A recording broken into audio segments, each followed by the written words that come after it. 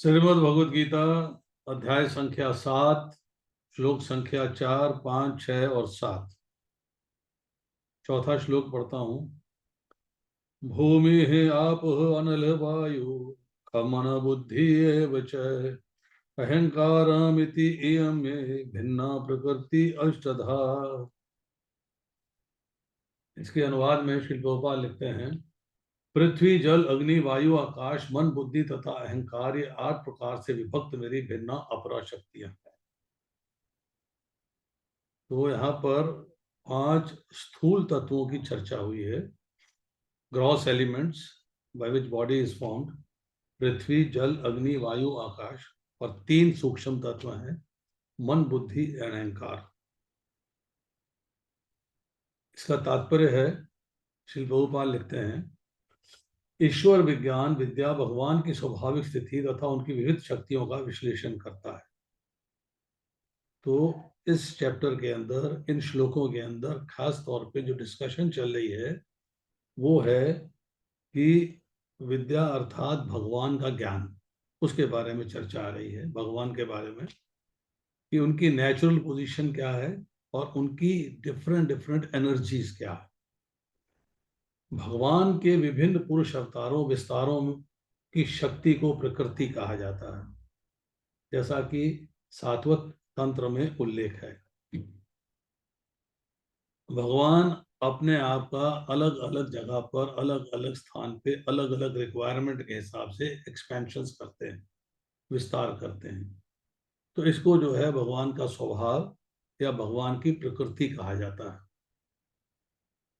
तो सातवें तंत्र में उल्लेख है, विष्णु स्तुति त्रीणि रूपाणि पुरुषाख्यान यथो विदुः एकम तु महत सृष्ट द्वितीयं त्वंड संस्थितम तृतीयं सर्वभूतस्थम तानि ज्ञात्वा विमुच्यते।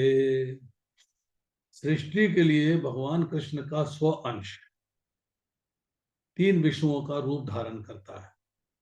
ये बात की चर्चा हम पहले कर चुके हैं कि भगवान के 2 प्रकार के विस्तार हैं। एक है स्व मीन्स सेल्फ, अपने आप को अपने जैसा ही प्रकट करना, और एक डिफरेंट फॉर्म में, और दूसरा अपने से डिफरेंट, जिसे भिन्न अंश कहते हैं। दैट इज कि आप जैसी क्वालिटीज उसके अंदर हैं पर क्वांटिटेटिवली बहुत छोटा है, और भौतिक प्रकृति के संसर्ग में आके वो भौतिक प्रकृति में रहते हुए उसको एंजॉयमेंट के लिए कार्य करता है। वो है जीव अर्थात आत्मा। तो यहाँ जो है 3 विष्णुओं का जो रूप धारण किया है उसकी चर्चा आ रही है कि भगवान का एक एक्सपेंशन है महाविष्णु। महाविष्णु जो है वो कारोदक सागर में रहते हैं, मतलब विरजा नदी उसके अंदर प्रेजेंट है, और उनके निश्वास से, उनके मुख से, उनके रोम कूपों से असंख्य यूनिवर्सेस, असंख्य ब्रह्मांड निकलते हैं। वो जो ब्रह्मांड हैं, उन ब्रह्मांड में हर ब्रह्मांड के लिए फिर भगवान अपने आप को एक्सपेंड करते हैं एक गर्भोदकशाही विष्णु की फॉर्म में, जो कि हर ब्रह्मांड का स्वामी है। अब हर ब्रह्मांड के अंदर जो जीव हैं, उन जीवों के हृदय में भगवान उसको अकेला नहीं छोड़ सकते, इसलिए उसके हृदय में विराजमान होने के लिए, उसके हृदय में प्रेजेंट होने के लिए अपना 3rd एक्सपेंशन करते हैं, जिसे सर्वव्यापी परमात्मा कहते हैं, या क्षीरोदकशाही विष्णु कहते हैं, या केवल परमात्मा कहते हैं। जो भी इन 3 विष्णु रूपों को जानता है वह भव बंधन से मुक्त हो सकता है। तो भव बंधन से मुक्त होना अर्थात आपको, हम लोग बात आमतौर पर चर्चा करते हैं, बहुत बार मैं चर्चा कर चुका हूं कि मृत्यु के बाद कहाँ जाना। तो मृत्यु के बाद जो है, या तो है कि हम बार बार पुनरअपि जन्मों पुनरअपि मरणम, बार बार जन्म मृत्यु के चक्र में फंसे रहें, या हम लौट कर जहां से आए थे वहीं चले जाएं। तो अगर हम जो है तीनों विष्णुओं को जान लेते हैं, इनके कार्यकलाप जान लेते हैं, और कार्यकलापों को जानने के बाद इनकी इंस्ट्रक्शंस को जान लेते हैं, तो उसके ऊपर चलते हैं, तो हम जो है भव बंधन मतलब भौतिक संसार में जो फंसे हुए हैं, जो हम बार बार जन्म और बार बार मृत्यु को प्राप्त, उससे मुक्त हो सकते हैं। क्योंकि भगवान जो है 8वें अध्याय के 16वें श्लोक में कहते हैं, आ ब्रह्म भुवना लोका पुनर्वर्तिनो अर्जुना माम उपेत्या तो कौनते पुनर्जन्म न विद्यते। कि ब्रह्मा जी के लोक से लेकर निम्नतम पाताल लोक तक सारे के सारे लोग दुखों के घर हैं। और दुख क्या है? जन्म मृत्यु का चक्र। पर हे कुंती पुत्र, जो मेरे धाम को प्राप्त कर लेता है उसका पुनर्जन्म नहीं होता। ये बात मैंने कब सीखी? जब मैं किसी की भी डेथ में जाता था तो वहां पे सब लोग मिलके गए, पंडित जी कहते थे सब लोग मिलके प्रार्थना करें, गायत्री मंत्र का जप करें कि दिवंगत आत्मा को भगवान अपने चरणों में स्थान दे। चरणों में स्थान क्यों प्राप्त किया जा रहा है? कि वहां से लौटकर वापस संसार में जन्म मृत्यु जरा व्याधि भोगने के लिए न आना पड़े। न तद भास्यते सूर्यो न शशांको न पावक यद गत्वा हि निवर्तन्ते तद धाम परमम मम। भगवान कहते हैं मेरे धाम में न सूर्य प्रकाशित कर सकता है, न चंद्रमा, ना ही अग्नि। मेरे धाम में किया हुआ जीव लौटकर इस संसार में नहीं आता। आगे कहते हैं ये भौतिक जगत भगवान की शक्तियों में से एक का क्षणिक प्राकट्य है। कि जगत की सारी क्रियाएं भगवान कृष्ण के तीन विष्णु अंशों द्वारा निर्देशित है। He is the director. Prabhu ji, ये नितिन वर्मा जी का ऑडियो ऑफ करवा दीजिए प्लीज। कर दिया। अपन ऑडियो खुलाइए ना देखो ना। ये तीन पुरुषावतार कहलाते हैं। सामान्य रूप से जो व्यक्ति ईश्वर तत्व कृष्ण को नहीं जानता वह ये मान लेता है कि संसार जीवों के भोग के लिए है और सारे जीव पुरुष हैं। अपनी सुप्रीमेसी को समझता है कि संसार के अंदर उसे एंजॉय करना है, भोगना है और उसका कोई लक्ष्य नहीं है। बट भगवत गीता के अनुसार ये नास्तिक निष्कर्ष झूठा है कि सारे जीव पुरुष हैं और भौतिक शक्ति के कारण नियंता तथा कि they are the controller and they can enjoy the world as they like. ये ऐसा है नहीं। ये बात समझनी चाहिए कि भोक्ता राम यज्ञ तपसाम सर्वलोका महेश्वरम। भोक्ता केवल एक है, वो कृष्ण है। हम जो है उनकी सेवा के लिए हैं, क्योंकि जीव जो है वो भगवान का अंश है और अंश जो है अंशी की सेवा करता है। This is the rule. अंश अंशी की सेवा करता है। भगवत गीता के अनुसार ये नास्तिक निष्कर्ष झूठा है। प्रस्तुत श्लोक में कृष्ण को इस जगत का आदि कारण माना गया है। श्रीमद् भागवत में भी इसकी पुष्टि होती है। इस भौतिक जगत के घटक हैं भगवान की प्रत्यक्ष शक्तियां। ही is the original source. Original source, आदि कारण। ईश्वर परमा कृष्ण सच्चिदानंद विग्रह है, अनादि आदि गोविंदम सर्व कारण कारणम। वो सब कारणों के परम कारण है। अहम सर्वस्व प्रभो 10वें अध्याय का 8वां श्लोक है कि सब कुछ मेरे से ही उद्भूत होता है, सब कुछ मेरे से ही प्रकट होता है। यहाँ तक कि निर्विशेषवादियों का चरम लक्ष्य ब्रह्म ज्योति भी एक आध्यात्मिक शक्ति है जो परव्योम में प्रकट होती है। ब्रह्म मीन्स भगवान। ब्रह्मण्यो देव की पुत्र है, ब्रह्मण्यो मधुसूदन है, ब्रह्मण्यो पुंडरीकाक्ष है, ब्रह्मण्यो विष्णु चुत है। कि ब्रह्म जो है भगवान के नाम है, भगवान को ब्रह्म के नाम से पुकारा गया। और ब्रह्म जो है उनके अंगों से जो कांति निकलती है, जो रोशनी निकलती है, कोई भगवान की फोटो देखे ना, उसके आसपास एक पीला सा ऑरा होता है, रोशनी होती है। तो भगवान के अंगों से जो कांति निकलती है वो सारे विरजा नदी के पार जितने भी बैकुंठ लोक है, परव्योम कहलाता है वो एरिया, उसमें फैली हुई है। और उसके अंदर जो है उस ब्रह्म ज्योति को, उस ब्रह्म जो कि भगवान से निकली है, इसलिए उसे या तो भगवान ज्योति कहें या उसे ब्रह्म ज्योति कहें, तो उसको ब्रह्म ज्योति के नाम से पुकारते हैं। मैं सुनवाओ है। यहाँ तक कि निर्विशेषवादियों का चरम लक्ष्य ब्रह्म ज्योति में एक आध्यात्मिक शक्ति है जो परब्रह्म में प्रकट होती है। ब्रह्म ज्योति में ऐसी भिन्नताएं नहीं जैसी कि वैकुंठ लोकों में है। तो ब्रह्म ज्योति में वैसी डिफरेंसेस नहीं है, डिफरेंट डिफरेंट एलिमेंट्स नहीं है। उसके अंदर भी वैसे ही है, सिंपल है, वो रोशनी के रूप में है बस। पर वैकुंठ लोगों में बहुत सारी वेरीगेटेडनेस है, बहुत सारी वेराइटीज है। फिर भी निर्विशेषवादी इस ब्रह्म ज्योति को चरम शाश्वत लक्ष्य स्वीकार करते हैं।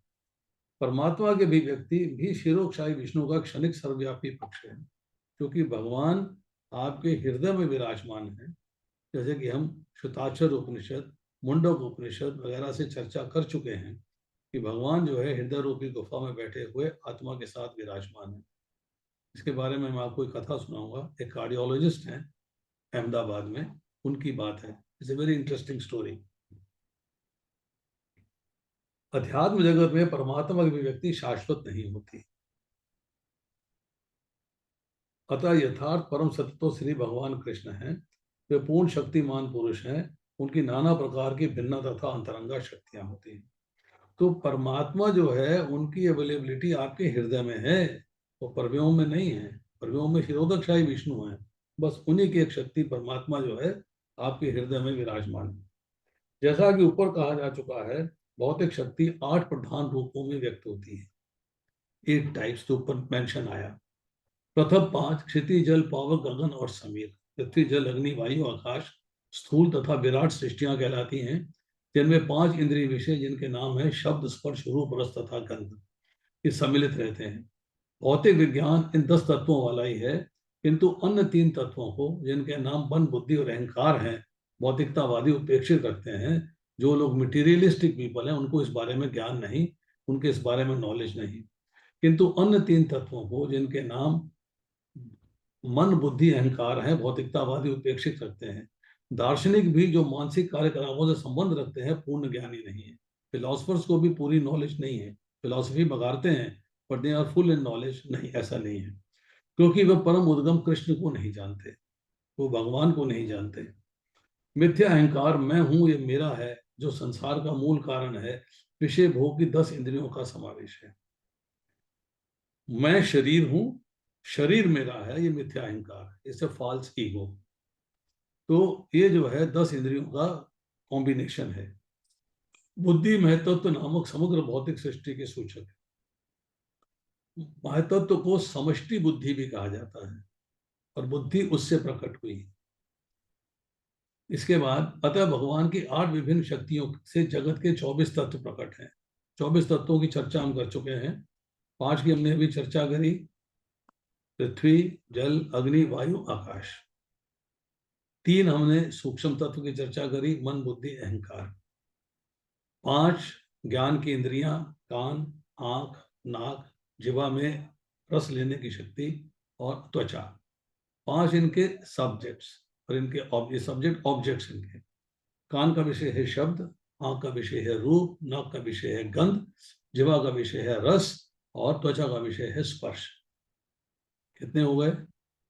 5 और 5 10, 10 और 8 18, 18 और 10 और 5 15, 15 और 3 18। अब 5 है कर्म की इंद्रियां। कर्म की इंद्रियों में क्या आते हैं? 2 हाथों को 1 इंद्रिय गिना गया है, 2 पैरों को 1 इंद्रिय गिना गया है।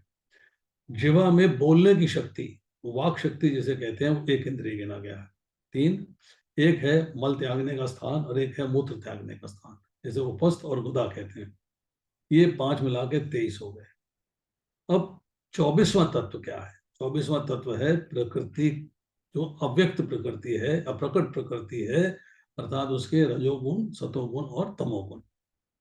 इसी में जब आगे ऐड करते हैं काल मीन्स समय, फिर इसी में ऐड करते हैं आत्मा, इसी में ऐड करते हैं परमात्मा, तो टोटल जो है 27 तत्व बनते हैं, जिसमें 24 तत्व जो है प्रकृति के हैं और 3 तत्व जो है प्रकृति से परे। इसके बाद अतः भगवान की 8 विभिन्न शक्तियों से जगत के 24 तत्व प्रकट हैं, जो नास्तिक सांख्य दर्शन का विषय हैं। वे मूलतः कृष्ण की शक्तियों की उपशाखाएं हैं और वे उनसे भिन्न हैं, किंतु नास्तिक सांख्य दार्शनिक अल्प ज्ञान के कारण ये नहीं जान पाते कि कृष्ण समस्त कारणों के परम कारण हैं। जैसा कि भगवद गीता में कहा गया है, अहम सर्वस्व प्रभो, मैं ही समस्त कारणों का परम कारण हूँ, सब कुछ मुझसे ही उद्भूत है। फिर कहा गया है, बहुनाम जन्म नामन्ते यानवान मां प्रपद्यते वासुदेवम सर्वमिति स महात्मा सुदुर्लभा, अर्थात सब कुछ मेरे से उद्भूत है। वासुदेवम सर्वमिति, अर्थात सब कुछ वासुदेव है। एवरीथिंग इज वासुदेव, सब कुछ भगवान है, इस बात को वो स्वीकार करते हैं। नाउ अब इसके बाद सांख्य दर्शन की विवेचना का विषय कृष्ण की बहिरंगा शक्ति का प्राकट्य है। अब इसको जो है थोड़ा सा समराइज कर लेते हैं। भगवान सबके कारण हैं, वे प्रकृति को लेके सृष्टि की रचना करते हैं। 9वें अध्याय के 8वें श्लोक में इसकी चर्चा आती है कि भगवान की अध्यक्षता में प्रकृति रचना करती है। 9वें अध्याय के 10वें श्लोक में फिर चर्चा आती है कि संसार की रचना का वर्णन आता है। कि संसार की रचना जो है वो भगवान इस भौतिक सृष्टि के, भौतिक जो संसार है, भौतिक प्रकृति जो है, इसके संयोग से करते हैं, इसके संयोग से करते हैं। अब आती है कि जिस प्रकृति को लेकर भगवान रचना करते हैं, ये अगले 5वें श्लोक में इसकी चर्चा आएगी, थोड़ी सी चर्चा साथ ही कर लेते हैं, या 5वां श्लोक भी पढ़ लेते हैं, जैसे कि इकट्ठी चर्चा करने में आसानी आ जाए। अपरा इयम इतः तु अन्याम प्रकृतिम विद्धि में पराम जीव भूताम महाबाहो यया इदम धार्यते जगत। हे महाबाहु अर्जुन, इसके अतिरिक्त मेरी एक अन्य पराशक्ति है जो इन जीवों से युक्त है, जो इस भौतिक अपरा प्रकृति के साधनों का विदोहन कर रहे हैं। एक अपराशक्ति की बात करी, अब पराशक्ति की बात कर रहे हैं। एक अपरा मीन्स इंफीरियर, एक इंफीरियर एनर्जी है। परा, परा मीन्स सुपीरियर, एक सुपीरियर एनर्जी। तो अपराशक्ति है भौतिक प्रकृति और पराशक्ति है जीव। अब इसका तात्पर्य पढ़ते हैं। इस श्लोक में स्पष्ट कहा गया है कि जीव परमेश्वर की पराशक्ति है। अपराशक्ति तो पृथ्वी, जल, अग्नि, वायु, आकाश, मन, बुद्धि तथा अहंकार जैसे विभिन्न तत्वों के रूप में प्रकट होती है। भौतिक प्रकृति के ये दोनों रूप, स्थूल पृथ्वी आदि और सूक्ष्म मन आदि, अपराशक्ति के ही प्रतिफल हैं। ये बात हमने पिछले श्लोक में पढ़ी। जीव जो अपने विभिन्न कार्यों के लिए अपराशक्ति को विदोहन करता है, स्वयं परमेश्वर की पराशक्ति है, और ये वही शक्ति है जिसके कारण सारा संसार कार्यशील है। मीन्स इस बात को अंडरस्टैंड कर लेना जरूरी है कि जीव इतना सूक्ष्म है, जैसे कि कहा गया है, कल्पना करिए कि बाल के नोक के 10,000वें हिस्से के बराबर है। It is so small. तो अपने आप में तो कोई कार्य कर नहीं सकता, उसके पास कोई औजार नहीं, कोई हथियार नहीं, उसके पास कारण नहीं, कोई कारण नहीं, कुछ नहीं कर सकता। तो उसको जो है इच्छा करता है, इच्छा की पूर्ति करने के लिए उसको जो है शरीर प्रदान किया जाता है कि दिस इज योर बॉडी, जिसके द्वारा तुम जो है अपनी इच्छाओं की पूर्ति कर सकते हो, you can fulfil your desires. तो इसलिए जो है वो अपराशक्ति का विदोहन, मतलब अपराशक्ति को यूज कर रहा है, वो अपराशक्ति का यूज कर रहा है। उसको अपराशक्ति के से जो शरीर प्राप्त है, उस शरीर का यूजेज जो है उस आत्मा को अपनी फुलफिलमेंट के लिए, जो उसकी डिजायर्स हैं उसको एक्सप्लॉइट करने के लिए, उसको यूज करने के लिए, वो जो है उसको ये भौतिक प्रकृति से बनी हुई शरीर की प्राप्ति हुई है। इस दृश्य जगत में कार्य करने की तब तक शक्ति नहीं आती जब तक कि पराशक्ति अर्थात जीव द्वारा यह गतिशील नहीं बनाया जाता। भौतिक प्रकृति जड़ है, वो अपने आप में मूव नहीं कर सकती। वो मूवमेंट तब आएगी, एक्टिविटी तब आएगी, एक्शनेबल तब होगी जब उसके अंदर जीव होगा। तो मतलब जब जीव जो है शरीर में रहता है तो सजीव कहलाता है, और जब जीव जो है शरीर से निकल जाता है तो निर्जीव कहलाता है, निर्जीव हो जाता है। शक्ति का नियंत्रण सदैव शक्तिमान करता है। Energy is always controlled by the, जिसके पास एनर्जी कंट्रोल करने की शक्ति है। अतः जीव सदैव भगवान द्वारा नियंत्रित होते हैं। जीवों का अपना कोई स्वतंत्र अस्तित्व नहीं है। डिजायर स्वतंत्र है पर आइडेंटिटी स्वतंत्र नहीं है, because he is a part and parcel of the Lord. जीवों का कोई अपना स्वतंत्र अस्तित्व नहीं है, वे कभी भी समान रूप से शक्तिमान नहीं, भगवान के समान शक्तिमान नहीं है। गुणों में एक समान है, पर एक गुण ऐसा है जो भगवान में ही है, जीव में नहीं है। वो बताता हूं आपको। गुणों में भगवान और जीव में कोई अंतर नहीं, क्वांटिटी का भेद है, वो अनंत है, और जीव जो है उसमें सूक्ष्म मात्रा में क्वालिटीज है, वो क्वालिटीज हैं। बट एक क्वालिटी ऐसी है जो कि जीव के अंदर नहीं है और भगवान में है। वो क्वालिटी है सृष्टि की रचना कर सकना। सृष्टि की रचना केवल भगवान ही कर सकते हैं, जीव सृष्टि की रचना नहीं कर सकता। श्रीमद् भागवत 10:87-30 में जीव तथा भगवान के अंतर को इस प्रकार बताया गया है।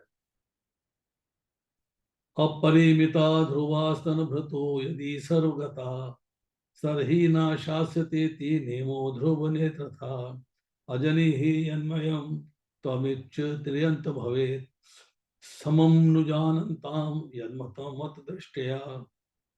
हे परम शाश्वत, यदि सारे धीधारी जीव आपकी तरह ही शाश्वत तथा सर्वव्यापी होते तो वे आपके नियंत्रण में ना होते, किंतु यदि जीवों को आपकी सूक्ष्म शक्ति के रूप में मान लिया जाए तब भी वे आपकी सभी आपके परम नियंत्रण में आ जाते हैं।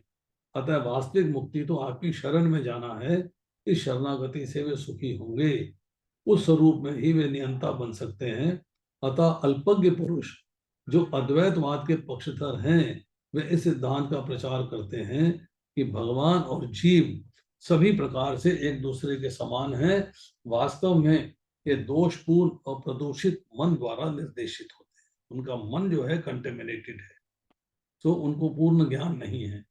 क्योंकि पूर्ण ज्ञान नहीं है इसलिए वो अपने हिसाब से उसे कंट्रोल करने की कोशिश करते हैं। परमेश्वर कृष्ण ही एकमात्र नियंता है, कंट्रोलर इज लॉर्ड, और कोई कंट्रोलर नहीं है। और सारे जीव उन्हीं के द्वारा नियंत्रित हैं। सारे जीव उनकी पराशक्ति हैं, क्योंकि गुण परमेश्वर के समान हैं, किंतु वो शक्ति के विषय में कभी भी समान नहीं। क्वालिटेटिवली एक जैसे हैं और क्वांटिटेटिवली एक जैसे नहीं। स्थूल तथा सूक्ष्म अपराशक्ति का उपभोग करते हुए पराशक्ति जीव को अपने वास्तविक मन तथा बुद्धि की विस्मृति हो जाती है। वास्तविक मन तथा बुद्धि भूल जाता है। बुद्धि से क्या भूल जाता है? मैं भगवान का दास हूं और मुझे भगवान की सेवा में लगना चाहिए। और मन से क्या भूल जाता है? तो मुझे भौतिक संसार को भोगने की इच्छाएं नहीं करनी चाहिए, और भौतिक संसार को भोगने की इच्छाएं करता है। तो ये उसमें चेंज आ जाता है। This change actually is not required.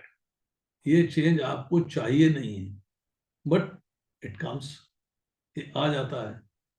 तो इसलिए जो है हमको बहुत ही केयरफुल होना चाहिए। अब आगे लिखते हैं, इस विस्मृति का कारण जीव पर जड़ प्रकृति का प्रभाव। विस्मृति क्यों आती है? कि भौतिक सृष्टि आपको आकर्षित कर लेती है और अब भौतिक भौतिक सृष्टि के प्रभाव में आ जाते हो, उसके कंट्रोल में आ जाते ना। किंतु जब जीव माया के बंधन से मुक्त हो जाता है तो उसे मुक्ति पद प्राप्त होता है। माया के प्रभाव में आकर अहंकार सोचता है कि मैं ही पदार्थ हूं, सारी भौतिक उपलब्धि मेरी है, कि all which is being done is done by me. ये फीलिंग आ जाती है। जब वह सारे भौतिक विचारों से, जिसमें भगवान के साथ तादात्म्य भी सम्मिलित है, मुक्त हो जाता है तो उसे वास्तविक स्थिति प्राप्त होती है। मुक्ति का मतलब है जीवन मुक्त होना। इस जीवन में मुक्त हो रहे हो तो इस जीवन में मुक्त कैसे होंगे? कि आपकी डिजायर्स जीरो हो जाएंगे, आपकी भौतिक संसार को भोगने की डिजायर्स जीरो हो जाएंगी, और आपके अंदर एक ही डिजायर होगी कि मुझे भगवान की सेवा में लगना है। कैसे लगना है? भगवान से निर्देश प्राप्त कर। अब अतः ये निष्कर्ष निकाला जा सकता है कि गीता जीव को कृष्ण की अनेक शक्तियों में से एक मानती है, और जब ये शक्ति भौतिक कलमश से मुक्त हो जाती है तो ये पूर्णतः कृष्ण भावना भावित या मुक्त हो जाती है।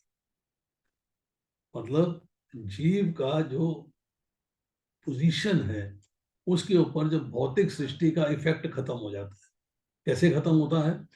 कि जीव जो है वो प्रैक्टिस करके भौतिक सृष्टि को अपने से दूर कर लेता है। भौतिक सृष्टि में रहता हुआ भौतिक सृष्टि में लिप्त नहीं होता, उससे अट्रैक्टेड नहीं होता, उससे अटैच नहीं होता, यूज करता है। भौतिक सृष्टि के सारे संसाधनों को, सारी चीजों को यूज करता है, परंतु भगवान की सेवा में यूज करता है, अपनी सेवा में यूज नहीं करता। Doesn't want to enjoy with that. He works for the enjoyment of Krishna.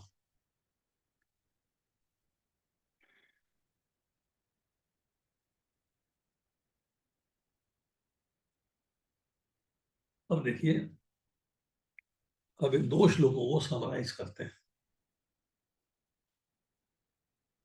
भगवान सबके कारण है, जैसे मैंने पहले बोला, सर्व कारण कारणम। अब वो प्रकृति को लेके रचना करते हैं इस सृष्टि की, और इसके बारे में 9वें अध्याय के अंदर श्लोक आते हैं एक 9वां श्लोक है और एक 10वां श्लोक है। 10वें श्लोक में भगवान कहते हैं, हे कुंती पुत्र, ये भौतिक प्रकृति मेरी शक्तियों में से एक है और मेरी अध्यक्षता में कार्य करती है, जिससे सारे चर तथा अचर प्राणी उत्पन्न होते हैं। मतलब भगवान भौतिक सृष्टि की हेल्प से चर प्राणी और अचर प्राणियों को उत्पन्न करते हैं। मतलब चलायमान है और चलायमान नहीं है। इसके शासन में जगत बार बार सजे तथा विनष्ट। और 8वें श्लोक में कहते हैं, संपूर्ण दृश्य जगत अर्थात संपूर्ण भौतिक सृष्टि मेरे अधीन है। ये मेरी इच्छा से बारंबार स्वतः प्रकट होती रहती है और मेरी इच्छा से ही अंत में विनष्ट होती है।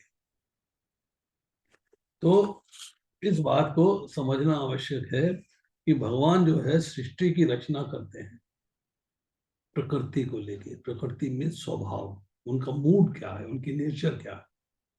अब जिस प्रकृति जिस स्वभाव को लेके रचना करते हैं उसका नाम है अपरा प्रकृति, इंफीरियर एनर्जी। और अपना अंश जो जीव है उसे भगवान परा प्रकृति कहते हैं। अपरा प्रकृति निकृष्ट, जड़ और परिवर्तनशील है, चेंज होती रहती है, बोला हमने श्लोक से। तथा परा प्रकृति जो है वो श्रेष्ठ है, चेतन है और परिवर्तन रहित है, उसमें परिवर्तन नहीं आता। भगवान का स्वरूप होने पर भी अपरा प्रकृति के साथ संबंध जोड़ने के कारण इस जीवात्मा को भी प्रकृति कहा जाता है। कि भगवान की ये भी प्रकृति है, एक अपरा प्रकृति है, एक परा प्रकृति है। तो परा प्रकृति क्यों कहते हैं कि है तो भगवान का स्वरूप, भगवान का अंश है, पर भगवान का अंश होने के बावजूद इसने जो है भौतिक संसार यानी भौतिक एनर्जी के साथ अपना संबंध जोड़ लिया है, इसलिए जीवात्मा को भी परा प्रकृति कहा जाता है। परा जीव नहीं कहते, परा प्रकृति कहते हैं। तो प्रकृति जो है भगवान का स्वभाव है और भगवान का अंश होने से जीव को भगवान से अलग सिद्ध नहीं कर सकते, क्योंकि भगवान का स्वरूप है। अब इसमें जो है जो चर्चा अभी प्रभुपाद ने परपट में करी उसी को एक्सप्लेन करते हैं कि 5 स्थूल भूतों से सूक्ष्म विषय अर्थात पंच तन्मात्राएं शब्द स्पर्श रूप रस और गंध को लिया गया है, उनसे प्रकट होती है। शब्द से इन 5 जो चीजें हैं इन तन्मात्राओं से प्रकट होते हैं और जो कि 5 स्थूल भूतों की कारण है।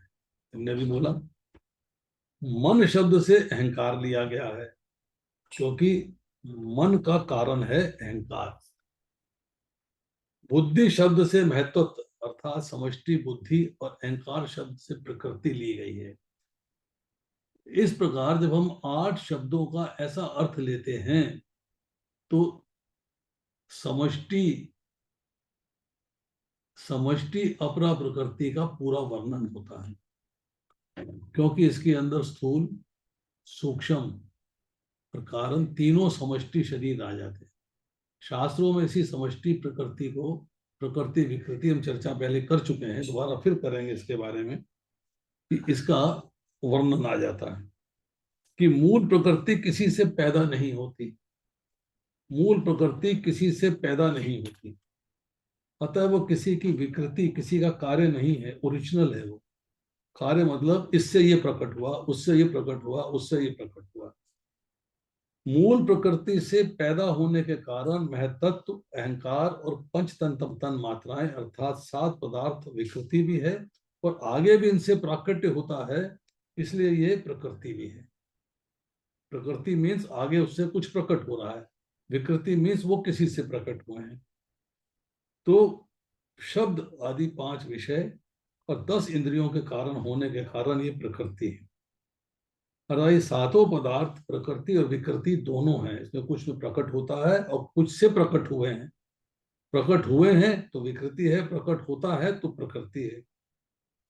शब्द आदि 5 विषय, शब्द रूप गंध रस और स्पर्श, ये जो 5 विषय, 10 इंद्रियां, 5 ज्ञान की, 5 कर्म की और मन, ये 16 चीजें जो हैं केवल विकृति हैं अर्थात प्रकट होती हैं।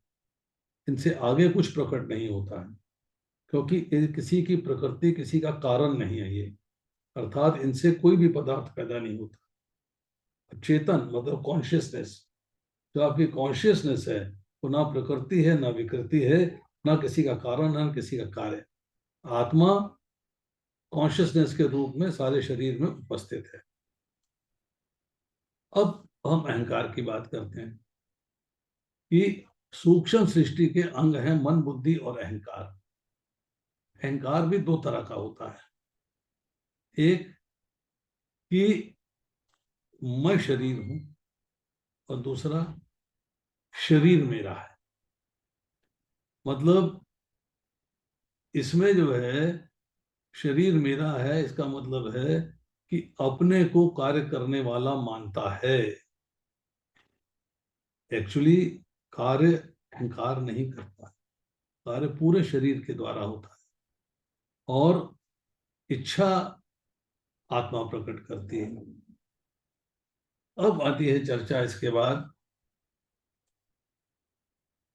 अगर ये परा प्रकृति अपरा प्रकृति से विमुख हो जाए, मतलब जीव जो है वो भौतिक संसार से विमुख हो जाए, तो परमात्मा के सम्मुख हो जाए, भगवान के साथ अपना संबंध जोड़ ले, परमात्मा को ही अपना माने और अपरा प्रकृति अर्थात भौतिक भौतिक संसार को कभी अपना ना माने, अर्थात भौतिक प्रकृति से सर्वथा संबंध रहित होकर निर्लिप्तता का अनुभव करे, तो इसे अपने स्वरूप का बोध हो जाता है कि मैं भगवान का दास हूं और भगवान की सेवा में लग जाता है। तत्पर हर वक्त, हर क्षण, हर पल भगवान के बारे में सोचता है, भगवान की सेवा में लग जाता है। जब वो स्थिति आ जाती है कि हर क्षण भगवान की सेवा में लग गया, हर क्षण भगवान की सेवा में उपलब्ध हो गया, उसके अंदर लिप्त हो गया भगवान की सेवा के अंदर, और भौतिक संसार से संबंध कट ऑफ हो गया, तब भगवान का प्रेम प्रकट हो जाता है, तब भगवान का प्रेम उसके अंदर प्रकट हो जाता है। अब पहले जो है यही प्रेम जो भगवान के प्रति था, प्रभुपाद लिखते हैं 3 अध्याय के 37वें श्लोक में, पढ़िएगा उसका पर्पट, कि जो भगवान का प्रेम था इस भौतिक संसार के कांटेक्ट में आके लस्ट में कन्वर्ट हो जाता है, अर्थात अपरा प्रकृति से संबंध रखने से यही जो भगवान का प्रेम है वो छुप के, ढक के, लुप्त होके वो आसक्ति और कामना के रूप में प्रकट हो जाता है। You have desires. भगवान का प्रेम अगर डेवलप हो जाता है, अनंत है, अगाध है, असीम है, आनंद रूप है और प्रतिक्षण बढ़ता है, वर्तमान है, तो उसके बाद जो है जब भगवान का प्रेम प्राप्त हो जाता है तब आपके लिए धाम जाना इजी, आसानी से आप धाम जा सकते हैं। अब आती चर्चा कि 15वें अध्याय के 7वें श्लोक में भगवान ने कहा जीवात्मा मेरा अंश है, मम अंशो जीव लोके जीव भूत सनातन, परंतु वो प्रकृति में स्थित रहने वाले मन और 5 इंद्रियों को खींचता है। मन षष्ठानि इंद्रियानि, 5 इंद्रियों को और मन को खींचता है। तो ये बात जो है हमको समझनी चाहिए कि भगवान जो है जगह जगह पे बताते हैं कि मन षष्ठानि इंद्रियानि प्रप्रस्थानि कर्षति, अर्थात मन और इंद्रियों को खींचता है, मतलब उनको अपनी मानता है।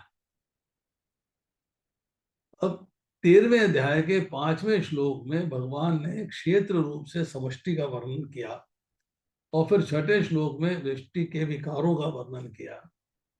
इस प्रकार ये विकार वृष्टि के नहीं, समष्टि के नहीं। इनसे ये सिद्ध हुआ कि व्यष्टि के साथ संबंध जोड़ना बाधक है, मतलब आप भौतिक प्रकृति के साथ संबंध जोड़ते हो तो वो खतरनाक है, क्योंकि आपको धाम नहीं जाने देगा, आपको उससे छुटकारा पाना ही पड़ेगा।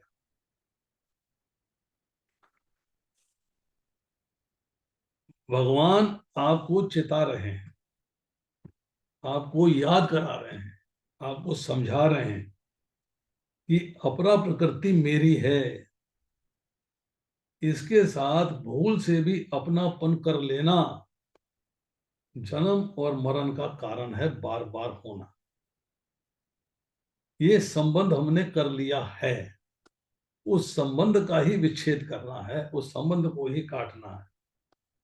अब उसमें एक बात है इंपॉर्टेंट जो समझने वाली है कि संबंध तो बनाओ आप, और उसका उच्छेदन, उसका विच्छेदन को दूसरा थोड़ा कर सकता है।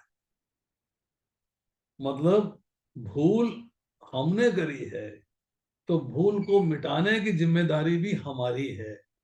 मेरी भूल को आप नहीं मिटा सकते और आपकी भूल को मैं नहीं मिटा सकता। आपने गलती करी, हम लोग आजकल देखते हैं, मैं अपने पुत्र की तरफ से क्षमा मांगता हूं। नहीं, पुत्र को ही क्षमा मांगनी पड़ेगी। आपके क्षमा मांगने से पुत्र की क्षमा नहीं होती। कि आप सोचें कि मैंने किताब ला के दे दी, पुत्र की जगह मैं पढ़ लेता हूँ, पुत्र पास हो जाएगा, तो ऐसा नहीं होता। पुत्र को ही पढ़ना पड़ेगा, उसी को एग्जाम देना पड़ेगा, उसी को पास होना पड़ेगा। इट इज नॉट दैट कि पकवान मेरे सामने थाली आ गई, मैंने खा ली और आपका पेट भर गया। ऐसे नहीं होता। आपका पेट भरने के लिए आपको खाना पड़ेगा। आप मेरे खाने से आपका पेट नहीं भरेगा। इसी तरह अगर भूल मैंने करी है तो उसका भुगतान भी मुझे करना पड़ेगा, इम्प्रूवमेंट भी मुझे करनी पड़ेगी। अगर भूल आपने करी है तो आपको करनी पड़ेगी। अर्थात जिसने भूल करी है उसको मिटाने की जिम्मेदारी है। आपने जन्म मृत्यु का कारण ढूंढा, भौतिक प्रकृति से संबंध बना लिया, तो जन्म मृत्यु के कारण को छुटकारा पाना भी आपका काम है। मेरे करने से आपको छुटकारा नहीं मिलने वाला। छुटकारा आपके करने से ही मिलेगा। और आप कैसे करोगे? आप जो है भौतिक प्रकृति के साथ संबंध विच्छेद करोगे, उसमें रहते हुए उससे निर्लिप्त रहोगे और भगवान के सम्मुख हो जाओगे, भगवान के साथ संबंध स्थापित करोगे। अब अहंकार मतलब अहंता में दो चीजें होती हैं, एक भोग की इच्छा, एक जिज्ञासा। भोग की इच्छा को आप कर्म योग के द्वारा मिटा सकते हो। भगवान के लिए ही कर्म करना, तो अपने भोग की इच्छा समाप्त हो गई। It's over. आपको अपने भोग की इच्छा नहीं रहेगी, क्योंकि भगवान की इंद्रियों के लिए कार्य कर रहे हो, भगवान की तुष्टि के लिए कार्य कर रहे हो, भगवान की प्रसन्नता के लिए कार्य कर रहे हो। तो आपको अपने लिए कोई कोई इच्छा रहेगी नहीं। तो इसको तो आपने कर्म योग मतलब अपने कर्मों के द्वारा अपने आप को भगवान से जोड़ा, उससे आपने उसको मिटा दिया। अब जिज्ञासा को ज्ञान योग के द्वारा पूरा किया जाता है। ज्ञान प्राप्त हो, उस ज्ञान के द्वारा अपने आप को भगवान से जोड़ा जाए। तो कर्म योग और ज्ञान योग दोनों में से एक के भी अगर आप सम्यकता पूर्ण कार्य करते हो, मतलब दोनों को आपस में मिलान करके कार्य करते हो, आपस में तालमेल बना के कार्य करते हो। कैसे? ज्ञान प्राप्त किया, उसके अनुसार कर्म किया। ज्ञान योग में आए, उसके अनुसार अपने आप को ज्ञान योग से भगवान से जोड़ने का तरीका सीखा, और फिर कर्म योग से भगवान को जोड़ा। तो इस तरह जो है आप एक दूसरे से कनेक्ट हो गए। अर्थात जब भोग इच्छा की निवृत्ति हो जाती है और जिज्ञासा की भी पूर्ति हो जाती है, मतलब अगर आपके अंदर भोग इच्छा नहीं रही तो जिज्ञासा कंप्लीट हो गई, और अगर जिज्ञासा पूरी हो गई तो भोग इच्छा भी कंप्लीट समाप्त हो गई। ज्ञान प्राप्त हुआ तो भोग इच्छा समाप्त हो गई। भोग इच्छा समाप्त हुई तो इसका मतलब ज्ञान आ गया है, ज्ञान मिल गया है, ज्ञान की नॉलेज आ गई मेरे पास। तो कर्म योग जब करते हैं तो भोग इच्छा, अपने भौतिक ऐश्वर्य की, भौतिक सुख भोग की इच्छा जो है मिट जाती है। और ज्ञान योग में जब जिज्ञासा की पूर्ति होती है तो भौतिक संसार से आप असंग हो जाते हैं, उसके संग नहीं रहते, मतलब लिप्त नहीं होते उसके अंदर। तो तब आपको जो है पता लग जाता है कि मेरी ओरिजिनल पोजीशन क्या है। क्या है? भगवान का दास। जीवेरे स्वरूप कृष्णेर नित्य दास, मैं भगवान का दास हूँ। जब वो पोजीशन पता लग जाती है तब आपका जन्म सार्थक हो जाता है। Then you realize कि now I am perfect in this life। अब मैं जीवन मुक्त होने की स्थिति में चला गया हूँ। अब इसमें शब्द इस्तेमाल हुआ महाबाहु। महाबाहु का मतलब है महान भुजाओं वाला, कि अर्जुन तुम बड़े शक्तिशाली हो। शक्तिशाली हो, एक तो तुम्हारे संगी साथी बड़े महान, बड़े मतलब शक्तिशाली हैं, और तुम बुद्धि से भी अब समझने की प्रयास कर रहे हो तो परा और अपरा प्रकृति के भेद को समझने में समर्थ हो। इसको समझो, इसको समझो। अब इसके बाद जो है भगवान की परा प्रकृति है जीव, ये बात हमने समझ ली। दृश्यमान जगत, जो संसार हमें दिखाई दे रहा है, भगवान की एक्सटर्नल एनर्जी है, बहिरंगा शक्ति है, अपरा प्रकृति है।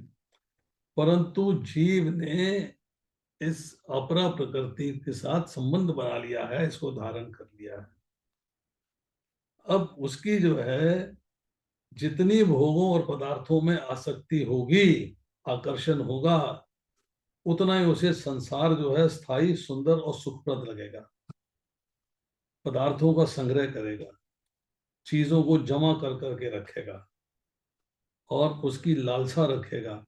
ये उसके भगवत धाम जाने में बाधक है, क्योंकि जब वो संसार की चीजों को प्राप्त करने के पीछे लग जाएगा, उसके अंदर जो है उसको आकर्षण हो जाएगा, भोगने के प्रति कार्य करेगा और उनको प्राप्त करने के प्रति कार्य करेगा, तो कर्म करेगा अपने आनंद के लिए, फल मिलेगा भोगने के लिए। अब इसमें जो है एक चर्चा आती है थोड़ी सी।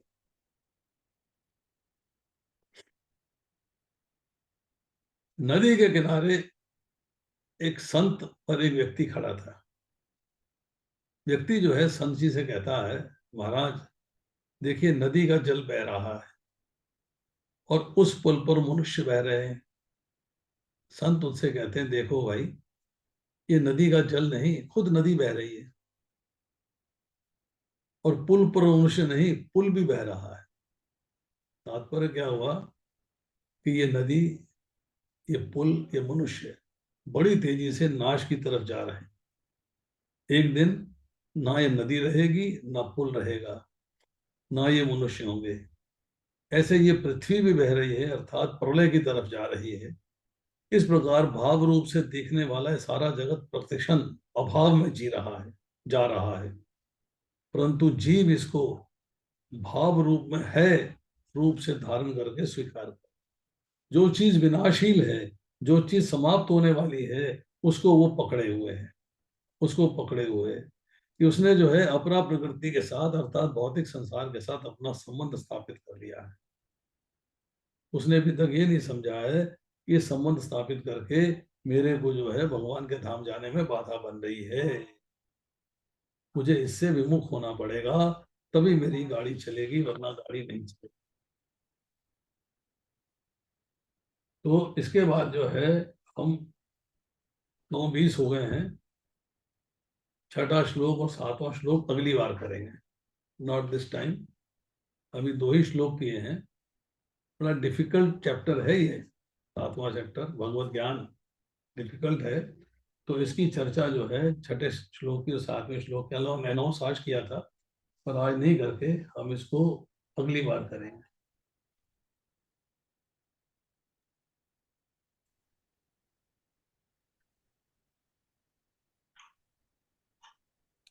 चलिए। हरे कृष्णा प्रभु जी, दंडवत प्रणाम। यस, शांति प्रदा माता जी बताइए। प्रभु जी, ये श्लोक नंबर 4 में लास्ट पैराग्राफ है। श्लोक संख्या नंबर 5। 4 प्रभु जी, 4। लास्ट पैराग्राफ, हाँ जी। नीचे से 5वीं लाइन प्रभु जी। जो नास्तिक सांख्य दर्शन का विषय है। मिथ्या अहंकार मैं हूँ और ये मेरा है, जो कि संसार का मूल कारण है। इसमें भौतिक भोग की 10 इंद्रियों का समावेश है। बुद्धि महतत्व नामक समग्र भौतिक सृष्टि की सूचक है। ये क्या मतलब है प्रभु जी इसका?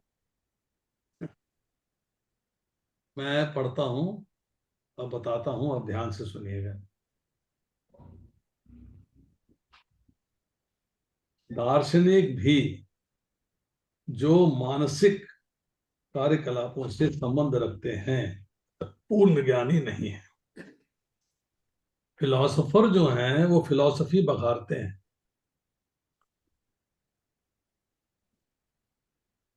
वो हर चीज को अपने हिसाब से एक्सप्लेन करते हैं, उनका एक्सप्लेनेशन का अपना तरीका है, अपना निष्कर्ष निकालते हैं।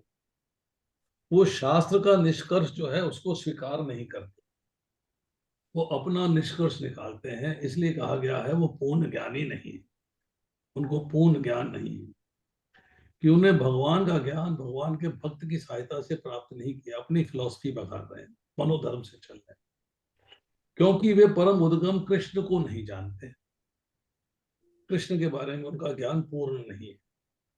अब इसके आगे कहते हैं मिथ्या अहंकार अर्थात फाल्स ईगो, मैं हूं और ये मेरा है। मैं हूं मतलब मैं शरीर हूं और शरीर मेरा है, ये दो बातें मिथ्या अहंकार में आती है। जो संसार का मूल कारण है, वो लोग मानते हैं कि संसार का मूल कारण जो है अहंकार है, ईगो से सब चीजें प्रकट हो रही हैं, जो संसार का मूल कारण है उनकी फिलॉसफी है ये। इसमें विषय भोग की 10 इंद्रियों का समावेश है, इसी के अंदर जो है 10 इंद्रियां इन्वॉल्व है, 5 ज्ञान की और 5 कर्म की। बुद्धि महत्त्व नामक समग्र भौतिक सृष्टि का सूचक है। जब हम चर्चा करेंगे समष्टि बुद्धि के बारे में, जिसको महत्त्व के नाम से भी पुकारा जाता है, बुद्धि उसी का अंश है। अतः भगवान की 8 विभिन्न शक्तियों में जगत के 24 तत्व प्रकट है। तो यहाँ कहा जा रहा है कि जो 8 शक्तियां हैं, पृथ्वी जल अग्नि वायु आकाश, इसी से 24 तत्व प्रकट हैं। वो इसके ऊपर की फिलॉसफी नहीं जानते, उनको पूर्ण ज्ञान नहीं है इसके बारे में। तो ये जो नास्तिक सांख्य दर्शन का विषय है, जो भगवान के बारे में नहीं जानते, भगवान की शक्तियों के बारे में नहीं जानते, भगवान के प्राकट्य के बारे में नहीं जानते, उनका जो है जो एनालिसिस है, उनका जो सांख्य दर्शन है, उनका जो ज्ञान है, वो नास्तिक है, वो आस्तिक नहीं है, कि भगवान द्वारा दिया गया ज्ञान नहीं है। उन्होंने अपने फिलॉसफी से, अपने मन से ये ज्ञान को बना दिया। वे मूलतः कृष्ण की शक्तियों की उपशाखाएं हैं। अब एक्चुअली क्या है कि जितना भी ज्ञान वो सोच रहे हैं कि कृष्ण की शक्तियों की डिविजन्स है, ये हमारा ओपिनियन है, ये शास्त्र का ओपिनियन।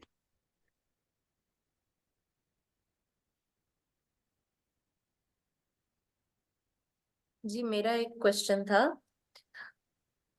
आपने बोला सर्व कारणन कारणम, भगवान सबके कारण है, मतलब भगवान इज द, मतलब God is the reason for everyone, उन्होंने सब कुछ बनाया है, मतलब ऐसा कारण हुआ?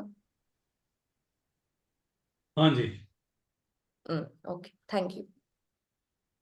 प्रभु जी, प्रभु जी, मैं कृष्णा दास गुप्ता बोल रही हूँ। प्रभु बोलिए जी, जी। ये 4 नंबर श्लोक का जो लास्ट लाइन है उसको जरा से एक बार प्लीज बता समझाइए। 4 नंबर श्लोक का तात्पर्य का लास्ट लाइन। एक सेकंड, 4 नंबर श्लोक की लास्ट लाइन है तात्पर्य का। हाँ, जैसा कि भगवत गीता में कहा गया है कि सांख्य दर्शन की विवेचना का विषय कृष्ण के बहिरंगा शक्ति का प्राकट्य है, ये लाइन आप पूछ रही हैं। हाँ हाँ हाँ। सांख्य दर्शन का मतलब होता है एनालिटिकल स्टडी, हम्म, एनालाइज करके स्टडी करना। हम्म। तो एनालाइज करके स्टडी करना हो गया सांख्य दर्शन की विवेचना। ये इसका सब्जेक्ट क्या है, इसको जब एनालिटिकली स्टडी करेंगे तो भगवान की जो एक्सटर्नल एनर्जी है, उसका जो प्राकट है, उसका जो अपीयरेंस है, उसके बारे में चर्चा आएगी। ओ, ये जो चर्चा आ रही है, मन ओ, बुद्धि अहंकार पृथ्वी जल अग्नि वायु आकाश, ये भगवान की जो बहिरंगा शक्ति है उसके बारे में डिस्कशन चल रहा है, उसके बारे में चर्चा हो रही है। ओ।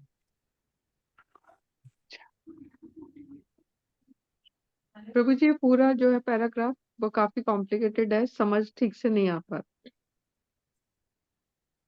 हरे हाँ, कृष्ण प्रभु।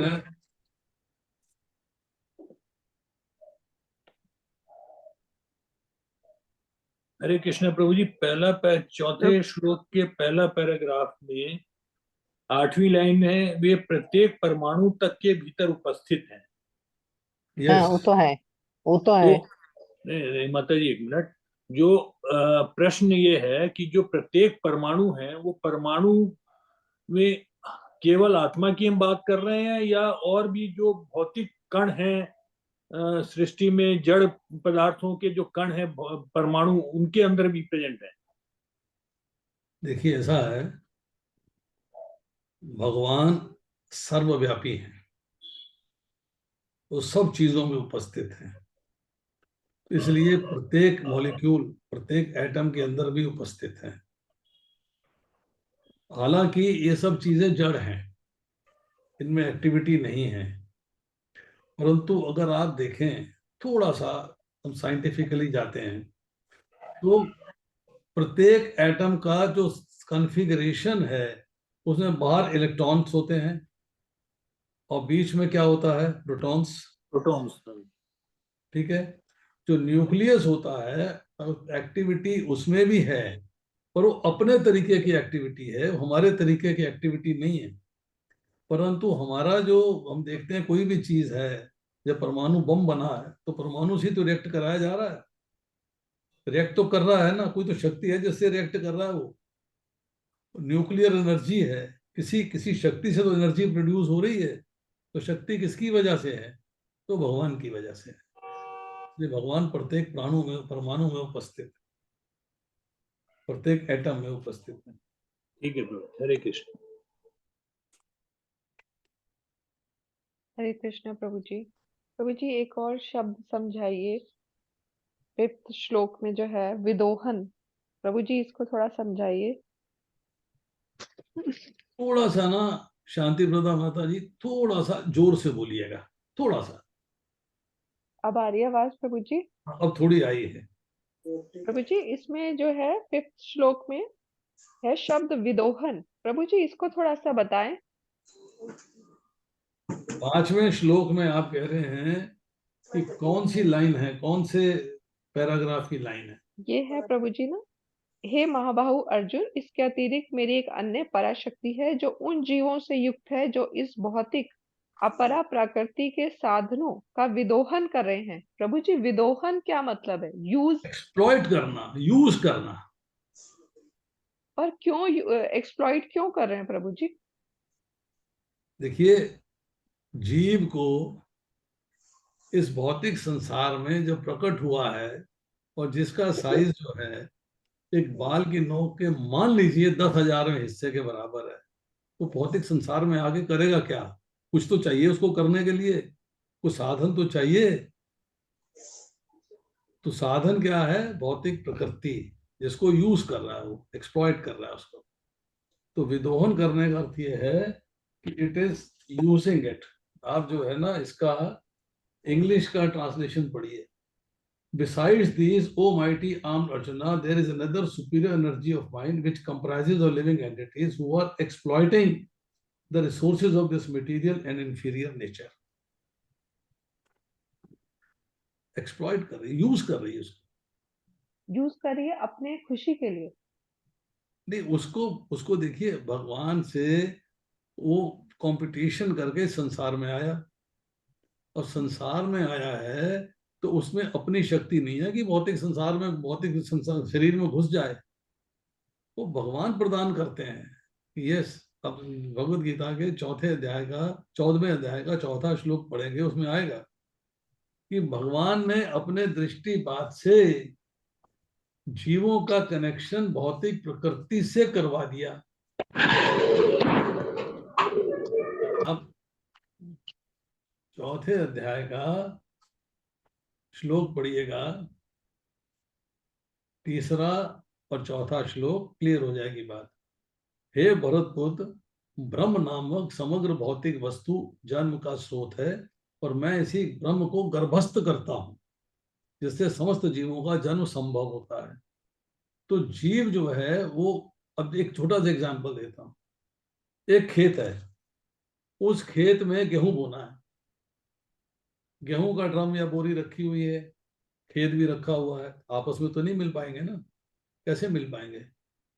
वो अवेलेबल है, खेत है, बोरी भी है, पर किसान आएगा, वो बोरी में से बीज निकालेगा और खेत में फैला देगा, तो खेत से कनेक्शन हो जाएगा उसका। खेत है भौतिक प्रकृति, गेहूं जो है वो है जीव। तो बीच में किसान कौन है? किसान है भगवान। भगवान जब अपनी नेत्रों से दृष्टिपात करते हैं तो जीवों का संबंध भौतिक प्रकृति के साथ हो जाता है, तब ब्रह्मा जी उनको शरीर प्रदान करते हैं, नौ शरीर। तो शरीर की प्राप्ति हो रही है, कनेक्शन हो रहा है, ब्रह्मा जी ने उनके कर्मों के फल के अनुसार उनको योनि प्रदान करनी है, मतलब उसी के अनुसार शरीर प्रदान करना है। अब उन्होंने आपको शरीर दिया मनुष्य का, उसको दिया बंदर का, उसको दिया बिल्ली का, उसको दिया भालू का, तो उसी के अनुरूप भौतिक प्रकृति में से उसके शरीर की रचना हो गई। ये जैसे जैसे भगवद गीता पढ़ेंगे ना, वैसे वैसे ये क्लैरिटी आती चली जाएगी। तो इसका मतलब ये हुआ कि जीव अपने स्वरूप को हासिल करने के लिए प्रकृति को यूज कर रहा है। क्यों नहीं यूज करे, कैसे चलाएगा ये बताओ। यही मतलब है ना प्रभु जी, इतनी मतलब मैं सूक्ष्म, क्लियर कर रही हूँ कि यही मतलब है ना प्रभु जी। इतनी इतनी सूक्ष्म आत्मा है, वो कैसे चलाएगा? तो उसको मतलब ये चलाने के लिए हुआ तो ना कुछ इसका। चीज चाहिए ना, चीज है हाँ शरीर। हाँ, ठीक है प्रभु जी, थैंक यू।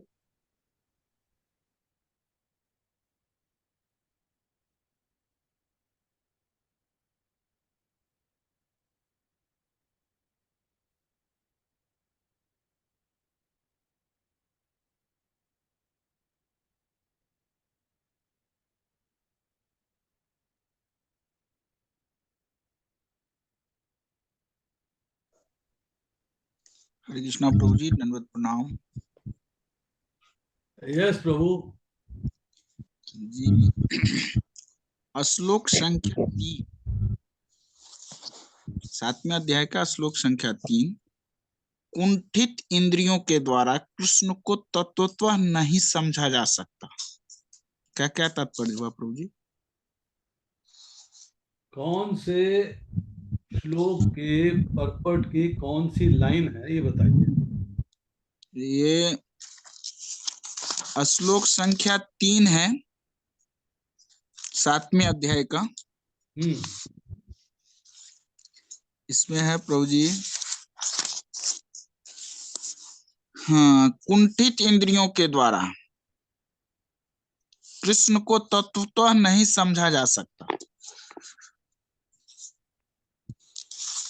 तीसरे श्लोक में है जी, लास्ट लाइन है प्रभु जी। जी जी, हाँ जी। कुंठित इंद्रियों की बात आपको बताई कि हम इंद्रियों में 4 प्रकार के दोष होते हैं, जो हमने चर्चा पहले करी है कि 4 प्रकार के दोष होते हैं। मोह होता है, धोखा देने की प्रवृत्ति होती है, इंद्रियों को जो है माया से युक्त हो जाती है, इंद्रियां जो है दूसरे को धोखा देने में तैयार रहती हैं। तो 4 प्रकार के जो दोष हैं वो हमारी इंद्रियों में रहते हैं, तो इसलिए उनको कुंठित इंद्रियां कहा जाता है। कुंठित का शब्द जो है वो है कि हमारी इंद्रियां जो हैं उसमें 4 प्रकार के दोष।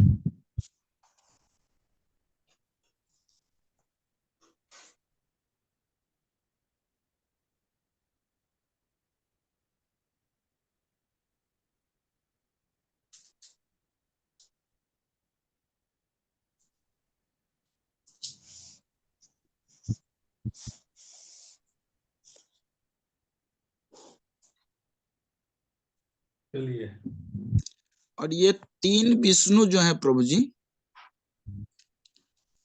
महाविष्णु, गर्भोदक साई विष्णु और क्षीरोदक साई विष्णु, ये मैंने आपको बताया तो है लेक्चर में।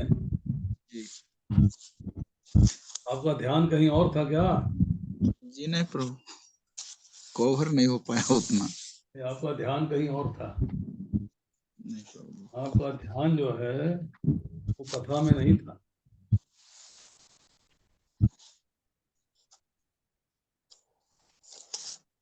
यही तो भगवान कहते हैं कि जब आपको जब करना है, कथा सुननी है, तो सब चीजों से ध्यान हटा के एक एक शब्द मिस ना हो जाए, एक एक शब्द छूट ना जाए, उसके बारे में सोचना।